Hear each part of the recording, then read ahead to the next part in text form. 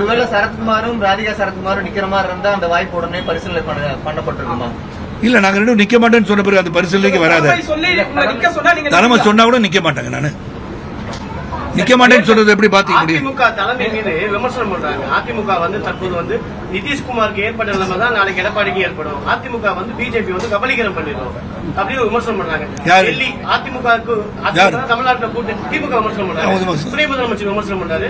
அதிமுக அது எனக்கு தெரியாது. கபலீகரம் பண்ணுமா பண்ணாதான்னு பொறுத்திருந்து பாக்கணும். நீங்க பிரைம் மினிஸ்டர் தமிழ்நாட்டுக்கு ஒரு 3 முறை சென்னை, திருச்சி, மதுரை வந்துட்டாரு. 3லயுமே எடப்பாடி பழனிசாமின்ற பேரும் யூஸ் பண்ணல, அதிமுக பெயரையுமே அவர் பயன்படுத்தல. அமித்ஷாவும் கடந்த நெல்லையில கூட அவர் பயன்படுத்தல. முதலமைச்சர் வேட்பாளர் தான் எடப்பாடி பழனிசாமின்றத சொல்ல கூட பாஜக தயங்குது. இதற்கான இந்த காரணம், நீங்க அதிருப்தியில இருக்கிறீங்க, அண்ணாமலை அதிருப்தியில இருக்காரு. இது போன்ற அதிருப்திகள் அதிகமா இருக்கக்கூடிய ஒரு நிலையில இந்த தேர்தல் என்டிஏ கூட்டணிக்கு எப்படி இருக்கு? நான் அதிருப்தியில இல்ல, ஆதங்கத்தில் இருக்கேன். அது ஒரு சின்ன கரெக்ஷன். அதிருப்தின்னு ஒண்ணு கிடையாது. ஏன்னா I am nationalist in my feeling, very clear. அதிருப்தி ஆதங்கத்தை வெளிப்படுத்துறோம். அதுக்கப்புறம் என்ன நீங்க கேட்டது பதில் சொல்றேன்னு சொல்லிட்டேன். மீண்டும் சந்திப்போன்ட்டேன். என்னை பொறுத்த வரைக்கும் பேரை ஏன் பயன்படுத்தல நான் சொல்ல முடியாது. பிரைம் மினிஸ்டர்ஸ் ஆபீஸ் அவங்க என்ன சொன்னாங்க, அவர்கிட்ட என்ன மாதிரி விட்டுட்டாங்களா, இல்ல அது இவர் சொல்லலையான்ற எனக்கு தெரியுது. எதுக்கு சொல்லல, எதுக்கு நான் பதில் சொல்ல முடியாது. why they left out his name அப்படின்னா எடப்பாடி அவர்களே சொல்லியிருக்கலாமே. எதற்காக விட்டு அவர் கேட்டிருப்பார்ல. மேபி தேவோட ஆன்சர்டு இந்த மாதிரி ஆயிடுச்சுன்னு சொல்லிருக்கலாம். எனக்கு தெரியாது. அது நீங்க பிரைம் மினிஸ்டர் அவர்களை பார்த்து நீங்க கேட்க வேண்டிய கேள்வி. என்னை பார்த்து கேட்க ஒரு தேர்தல் களத்தில் என்டிஏ கூட்டணிக்கு எப்படி ஆதரவா மாறும்? அதிமுக தொண்டர்கள் அதிருப்தி அடைவாங்க.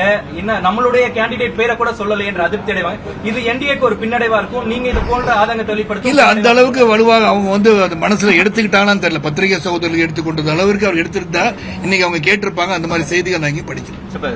சில காலம் தான் இருக்கு. உங்களுடைய கடிதம் மூலியமா அங்க ரெஸ்பான்ஸ் சொல்லணும். இவ்வளவு தொண்டர்களுடைய கருத்தும் உங்களுடைய கருத்தும் என்னவா இருக்கு? அதான் நீங்க பொறுத்திருந்து பாருங்கன்னு சொல்லிட்டேன். வேண்டுகோள் கேட்க போறோம். அதுக்கப்புறம் நிலைப்பாடு எடுத்துதான் ஆகணும். 6ஆம் தேதி அன்னைக்கு மனு வாபஸ் வாங்க நாள் இருக்குல்ல.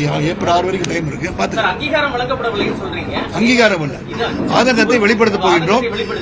உங்களுக்கான மரியாதை உங்களுடைய தொண்டர்கள், உங்களுடைய நிர்வாகிகளுக்கு பாஜக முழுமையா வழங்கப்படுது அந்த 2 ஆண்டுகள்? இல்ல, இந்த 2 ஆண்டுகள் அந்த பொறுப்புகள் கொடுத்திருக்கான்னு சொல்லியிருக்கேன்ல. ஆனா இப்ப மாவட்ட ரீதியா பொறுப்புகள் கொடுக்கும் போது இன்று வரை கொடுக்கப்படாத சூழலில் இவங்க பொறுப்பு இல்லாட்டி எப்படி போய் வேலை செய்வாங்க? அதுதான் சொல்ல வரணும். ஆதரவாளர்கள்ட்ட பேசல ஒரு விஷயத்தை ரொம்ப கொஞ்சம் கோபமாவே அழுத்தமா சொல்லியிருக்காங்க. தற்கூரியல் இந்த தேர்தலை வெற்றி பெற விட்டுறக்கூடாது. கண்டிப்பா அதோட பின்னணியில இருக்கக்கூடிய கட்சிகள் நல்ல தலைவர்கள் வர வேண்டும் என்ற ஆதங்கத்தை வெளிப்படுத்தும் போது நாளை தலைவர்களை நிர்ணயிக்கக்கூடிய இடத்தில் நாம் அனைவரும் இருக்கிறோம். நாம் என்று சொல்லும் போது தமிழக மக்கள் வருங்காலத்தில் எப்படிப்பட்டவர்கள் இந்த நாட்டை ஆள வேண்டும் என்பதை சிந்தித்து பார்க்க வேண்டும். எதற்காக நாம் வாக்களிக்கிறோம் என்பதை சிந்தித்து பார்க்க. யாருக்கு வேணா வாக்களிக்கட்டும். But you should know who you are creating as a leader of this state.